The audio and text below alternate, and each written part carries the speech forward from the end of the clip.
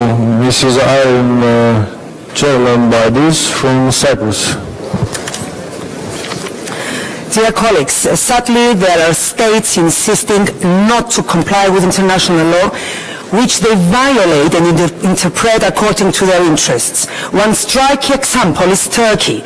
Yesterday, Special Representative Mr. Allizard accurately pointed at Turkey's illegal activities and aggressive behavior in the Eastern Mediterranean against the sovereign rights of the Republic of Cyprus, against my country, an EU member state that only Turkey does not recognize. Turkey is now in Plot 8 of Cyprus Exclusive Economic Zone, in which the Yavuz drilling ship has been operated after its incursion in Plot 7 last October.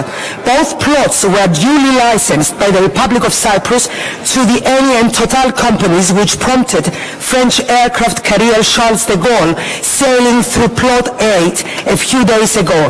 Since May 2019, Turkey has been conducting illegal drillings within the EEZ of the Republic of Cyprus in violation of the law of the sea and international customary law, ignoring repeated calls by the international community to stop.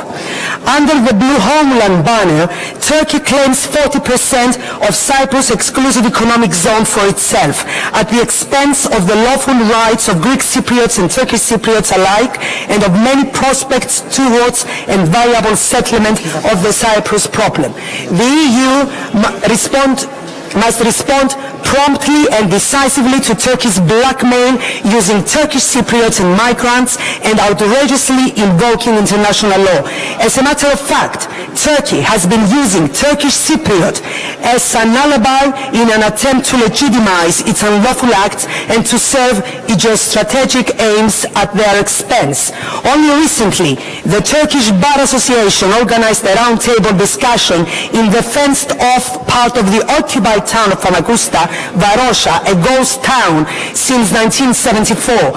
The purpose of the meeting was to discuss the opening of Varosha for settlement under Turkish Cypriot administration in violation of international law, particularly UN resolutions 550 and 789, which call for the return of Famagusta to its lawful inhabitants under UN administration. The Turkish Vice President attended this meeting, from which Ankara had excluded the Turkish Cypriot leader, Mr. Akinci, in an attempt to impose its own directives regarding Turkish Cypriots' choice for their leader. Mr. Erdogan's peace-loving rhetoric is in striking contrast with his expansionist aims against the sovereign rights of Cyprus, Greece, Syria, Iraq, Libya, and so forth. Appeasement by the international community has only been feeding Mr. Erdogan's neo-Ottoman imperium vision.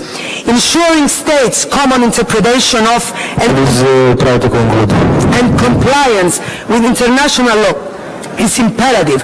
Global powers bear primary responsibility for the weakening credibility of international organizations, especially the UN, while recognizing the contribution of various tools and mechanisms to peace efforts. Political will is the driving force which determines how relevant and effective these tools may be. Thank you very much. OSCE, no extensions. More than 4 minutes.